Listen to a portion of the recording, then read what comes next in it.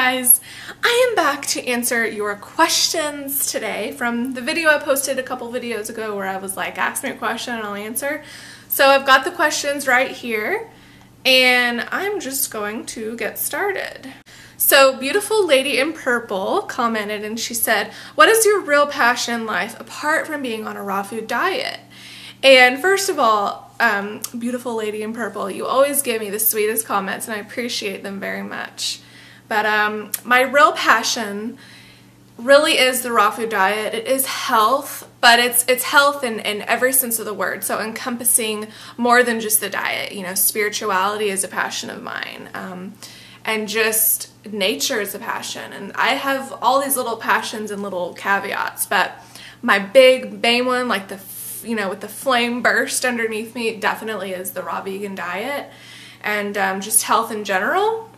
But I also love sewing and I love filming. I love photography and stuff like that, so that's a passion of mine. You know, I bounce around from passion to passion, but my big one, like I said, it really is the raw food diet. Angelica P says, have you ever done a Parasite Cleanse? If not, have you ever thought about doing it? I have not done a Parasite Cleanse, and I've definitely thought about doing it to the point where in my Amazon cart I had the, there's a Parasite Cleanse from Health Force. I cannot remember the name right now, but you know, I really love that brand, so I thought about doing a Parasite Cleanse. But also Dr. Robert Morse has his famous Parasite G and Parasite M herbs. And I really want to do a Parasite Cleanse someday, but I think that that's something I'm going to have to mentally prepare for and just really be ready for. But oh my gosh, you know, everyone has parasites in them. The only person I think that might not have parasites is Lou Corona maybe, or Dan McDonald. But I just think everyone has parasites on some level because it's just like nature, you know what I mean? It's just some have more than others, and some, you know, feed their parasites bacon cheeseburgers, and some people feed their parasites kale. And naturally the parasites are not going to want to be in the body that eats kale because they thrive on the bad things, right? And they come in from the bad things. Like if you've ever had sushi, you got parasites. So, and I've had sushi in my life, so we all have parasites. So one day I want to do a Parasite Cleanse, but have you done one, Angelica? Let me know, because those things fascinate me, Parasite Cleanses. Perfectly plant-based, hello.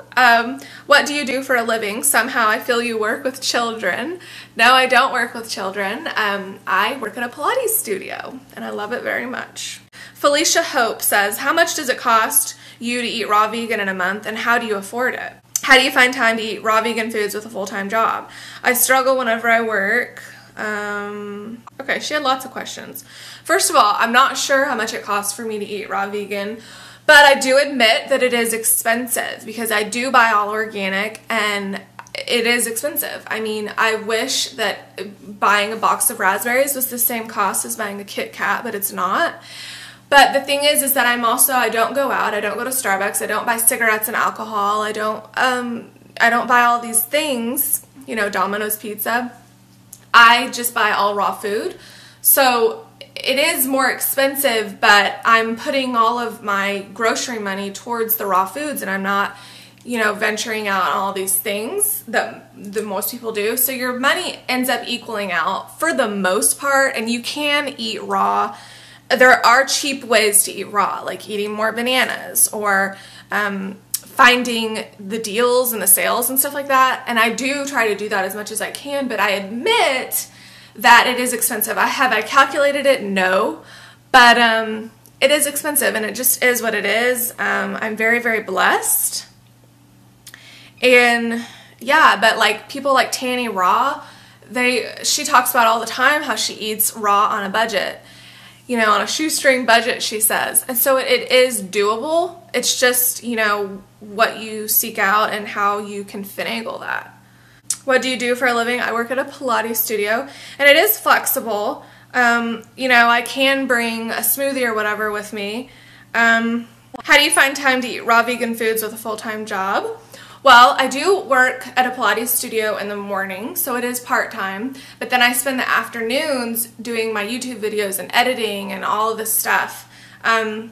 So I feel like that I work full time, but I'm not clocking in until 5 o'clock. So, you know, it does give me extra time to make my raw foods, and I'm very blessed for that. And I'm very, very thankful. But, you know, I used to eat raw whenever I was going to school full time, and I always just brought my food with me, and it is hard sometimes, but that's why you bring in stuff like smoothies that have a bunch of calories in them with like the bananas, because you said sometimes you struggle and then at the end of the day you're starving to get quick calories. If you're someone that can eat dates, right now I can't because of my skin. But if you can't eat dates, I really recommend those coconut date rolls because those are very high calorie and they allow you to get the calories in. What do you do for a living? I work at a Pilates studio. Where do you go in order to use a sauna? I go to a massage place that has a sauna. Do you go to a gym? No, I do Pilates and then I have a rebounder at home. Yeah, typically saunas, they have them in gyms, but a lot of the times they have them at massage places too. So yeah. Is it a Rosebud R? You always leave me comments and I always see them, but I can't reply. So is it okay to drink tea on raw foods? I think it is. It just depends on what tea, and definitely caffeine free. So I have drank hibiscus tea, I think one time on my raw food journey, and I'm not really a tea connoisseur, but I think that it's fine if you get high quality tea, like maybe dandelion tea or chamomile or hibiscus or peppermint, but just no caffeine. City Guyable, do you have a sister? No, I don't. I do have a brother though. Vegan Karma, how long did it take you to start feeling awesome on this diet? You know, that's a good question. I think maybe 6 months or a year into it. I mean, I felt awesome from the beginning because it's like the light bulb went on and I was so excited about what I was doing. But physically, you know, I don't really remember. It could be a month, it could be 6 months to a year, I don't remember. But obviously I was feeling great because I kept doing it. And, you know, this is my passion in my life, but I think that it does take time to detox too, especially in the beginning. You're gonna have some detox stuff. You say right now, I can't say I really feel any different besides headaches in the first few days and feeling extra tired the past 2 days. That's totally detox. But yeah, it does take time, so just give it time because we've been eating junk for a very long time. So in order to feel the highs from 100% raw, you just gotta give it time. Rosebud R, do you ever experience bloating? Every once in a while, but typically that's only if I have a bad food combination. But the thing about bloating is that it's pretty much inevitable if you're eating anything. It's just kind of a part of eating. So, I mean, bloating to the point where you have you look like you're pregnant, that doesn't really happen to me unless I have a bad food combination, or you know, sometimes if you have parasites that can happen. Sometimes if you have intestinal issues, you can have some major bloating. And I definitely have a weak GI tract just genetically. I mean, if you have seen any of my videos on my iridology, then you have seen the weak bowel and weak GI tract that I have. So I have had bloating throughout being on a raw vegan diet, but typically no. Typically my stomach is very flat. But whenever I eat a bad food combo, then I can experience that. But for the most part, no. Kismis Spades, I don't know if I'm saying that right. What are your thoughts on things like ADD and autism? You've mentioned it briefly before, but you never really went into detail. I personally believe they're genetic and can't be cured with raw foods, although most of the raw vegan community seems to disagree, so I'd really like to hear your opinion on it.